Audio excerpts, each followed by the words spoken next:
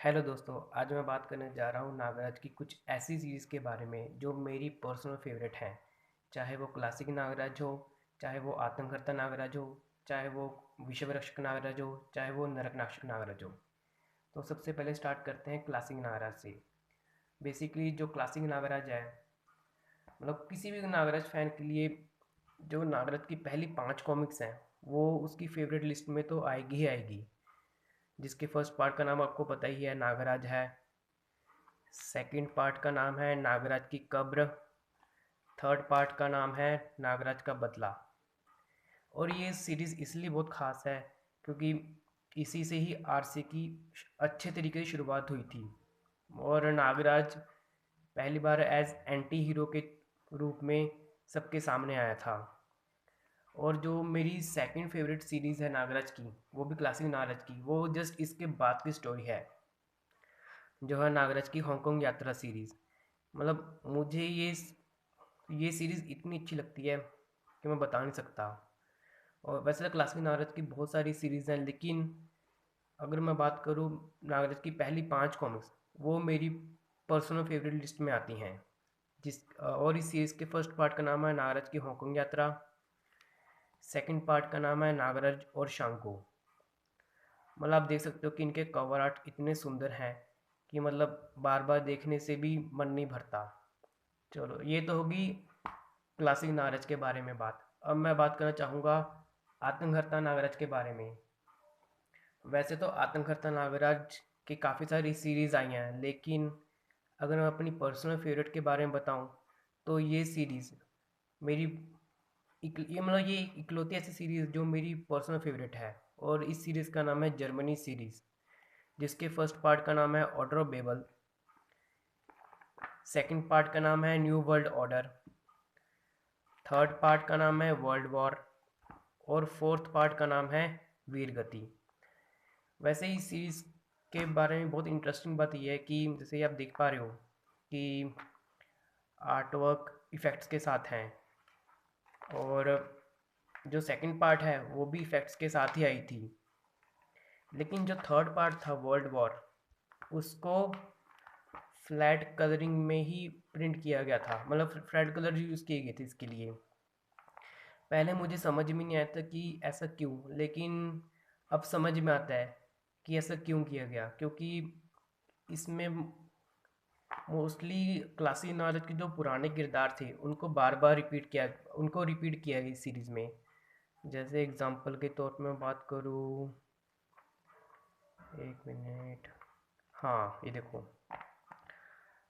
शांगो और miss Takeshi, जिसको हमने नागराज की हांगकांग यात्रा सीरीज़ में देखा था। और उसके बाद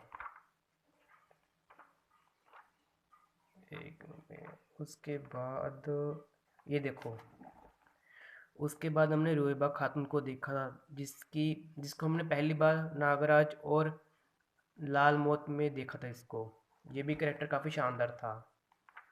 उसके बाद एक कैरेक्टर और था जिसको नाग एक सेकेंड,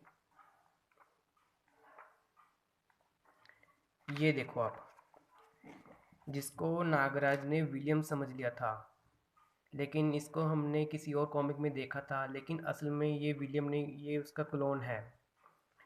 मतलब बेसिकली कहने का मतलब ये है कि फ्लैट कलरिंग इसलिए यूज़ किया गया है क्योंकि जहाँ तो मुझे लगता है कि पुराने कैरेक्टर्स को वापस मतलब वापस आने वाली थी सीरीज़ में, तो इसलिए ये ऐसे इस स्टाइल को यूज़ किया गया। लेकिन काफ़ी सारे फैंस को ये पसंद नहीं आया था, तो इसी वजह से इसको दोबारा से रिप्रिंट किया गया अभी हाल ही में विद इफेक्ट्स के साथ।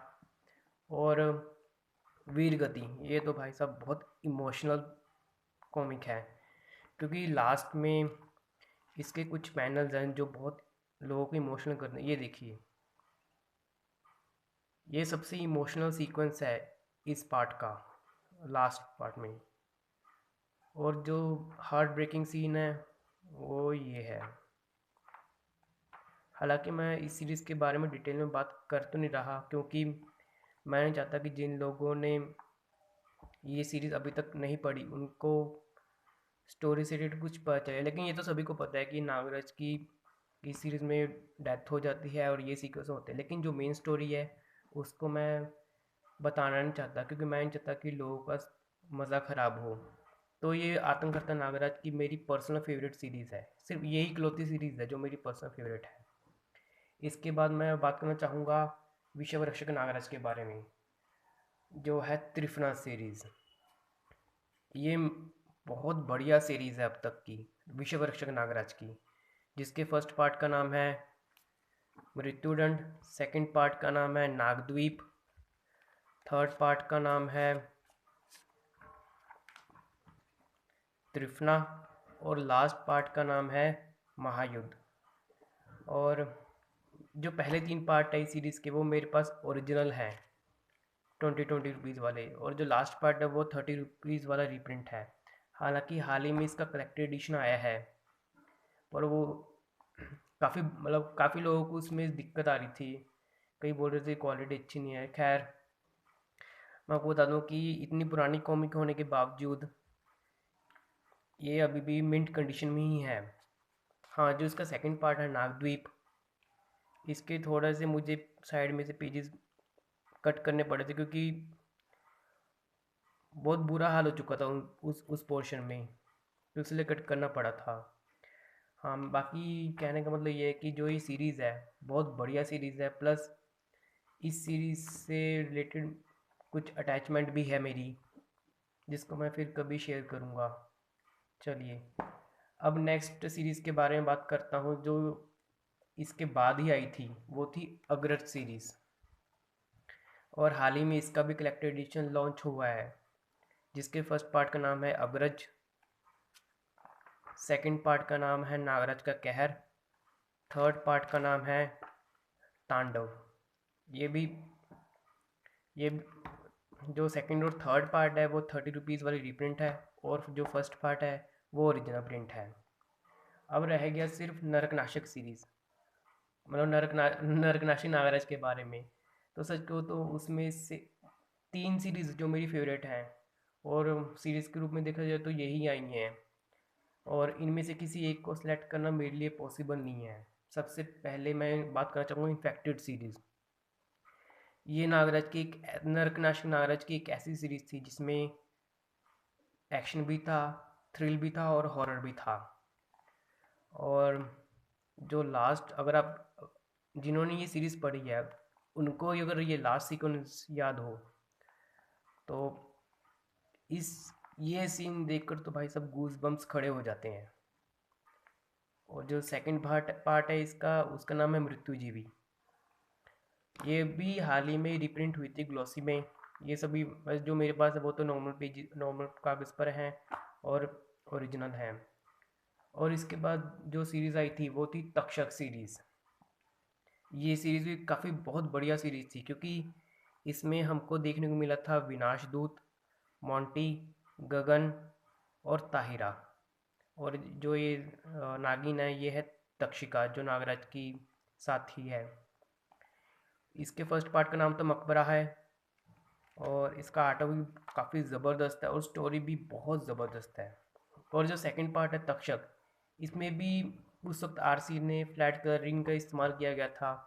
रीज़न मुझे बस यही लगता है कि क्योंकि फर्स्ट पार्ट के एंड में नागराज और उसके साथी को पास्ट में धकेला जाता है, शायद क्योंकि पूरी स्टोरी इसके बाद पास्ट में सेट है, तो शायद इसलिए वैसा फ्लेवर डालने के लिए इसमें फ्लैट कलरिंग का इस्तेमाल किया गया है। लेकिन हाल ही में इसका भी रीप्रिंट हुआ है विद इफ़ेक्ट्स के साथ, और ये भी सीरीज़ बहुत बढ़िया है। मतलब कोई तोड़ नहीं है इस सीरीज़ का। और जो इस और लास्ट में जैसे ये देखो आप, हमको प्रोफेसर नागमणि देखने को मिल रहा है, और इसके बाद जो सीरीज़ आती है उसने तो रिकॉर्ड ही तोड़ दिया था, और वो है नरकनाशक सीरीज़। हालांकि जब मैंने ये कवर देखा था ना, तो मुझे एक मिनट, तो मुझे इस कवर की याद आ गई थी। मतलब आप खुद देख सकते हो कितनी सिमिलैरिटी है दोनों कवर्स में। मतलब मैं खुद को बहुत लकी महसूस करता हूँ कि मेरे पास ये दोनों कॉमिक्स हैं, और अब देखो, स्टाइल बिल्कुल एक जैसा ही है, मतलब ये मेरा पर्सनल ओपिनियन है, हो सकता है कि आपको पसंद हो या ना हो, लेकिन अगर मैं अपनी बात करूँ तो ये मुझे बहुत पसंद है। ये सीरीज़, नरकनाशक सीरीज़ और नागराज की ये सीरीज़। और सबसे पहला जो अट्रैक्टिव पॉइंट है वो है ये कवर्स। खैर, इसके फर्स्ट पार्ट का नाम है नरकनाशक, सेकंड पार्ट का नाम है नरक नियति, थर्ड पार्ट का नाम है नरकदंश और लास्ट पार्ट का नाम है नरक आहुति। और इस सीरीज़ की सबसे खास बात ये है कि ये नरकनाशक नागराज की ओरिजिन स्टोरी है, जिसको जैसे हमने क्लासिक नागराज की ओरिजिन स्टोरी देखी थी, उसको ही ये एक तरह से, अब ये लगा लो कि इसको मॉडिफाई करके हम लोगों के सामने पेश किया गया है। तो फिर से कहूँगा कि ये अब तक की नागराज की जितनी भी सीरीज़ आई हैं, चाहे वो कोई भी नागराज हो, ये जितनी भी मैंने आपको शो करी हैं कॉमिक्स, ये मेरी फेवरेट लिस्ट में आती हैं नागराज की कॉमिक्स में से। और अगर कभी मन हुआ तो, मन क्या मतलब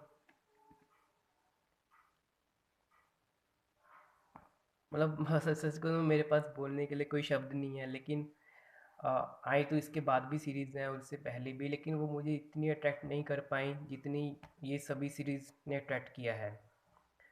तो दोस्तों, थैंक यू सो मच इस वीडियो को देखने के लिए। और इसके नेक्स्ट, जब भी मैं इसके बाद जो भी नेक्स्ट वीडियो डालूँगा तो वो ध्रुव के ऊपर होंगी, जिस पे वो सेम वीडियो होगी कि उसमें से मुझे कौन कौन सी कॉमिक या सीरीज़ पसंद है ध्रुव की। तो मिलते हैं आपसे अगली वीडियो में। Thank you very much.